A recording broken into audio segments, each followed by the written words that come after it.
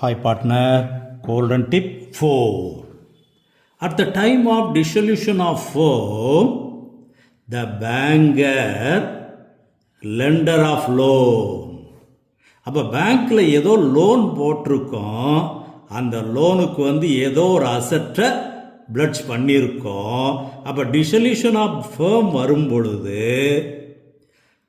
யார்கிட்ட நம்ம லோன் வாங்கியிருக்கோமோ, என்ன அசட்டை பிளட்ஜ் பண்ணியிருக்கோமோ அந்த அசட்டை அந்த பேங்கர் எடுத்துக்கிடுவார்.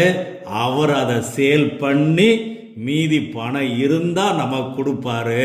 இல்லை எக்ஸ்ட்ரா பணம் வேணும்னு சொன்னால் தேர்ட் பார்ட்டி லைபிலிட்டிஸ் மாதிரி எக்ஸ்ட்ரா வாங்கிக்கிடுவார். இதுதான் நம்ம கணக்கு. இது கோல்டன் பாயிண்ட் 5ல் தெளிவாக படிச்சிருக்கிறோம். அப்போ என்ன கொஸ்டினை பாரு. Loan to the firm rupees 12 lakh. அப்போ பேங்க்கில் 12 lakh வாங்கியிருக்கோம். Took over the building book value 20,000. 20 லட்சம் ரூபா பில்டிங்கை எடுத்துக்கிட்டாரு 12 lakh லோனுக்கு.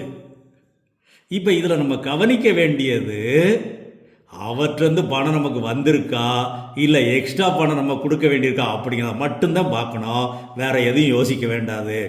Which is pledged for the loan and sold it in the public for 25 lakhs. 25 lakhs வித்திருக்கிறாரு. நம்ம லோனு 12 lakh தான். After all charges due to them, recording, principal, interest, legal charges etc. paid to the firm. இதுதான் நமக்கு வேணும், இது எல்லாம் வேண்டாம். paid to the firm. அப்போ ஃபேமுக்கு பேங்க்காரங்க பணம் கொடுக்குறாங்க. எவ்வளவு? 5 lakhs. இதுதான் ரியலைசேஷன் அக்கௌண்ட்டில் கிரெடிட் எழுதணும். அவ்வளோதான். சரியா? எவ்வளவு? 5 lakhs. Then D is the correct answer. Okay.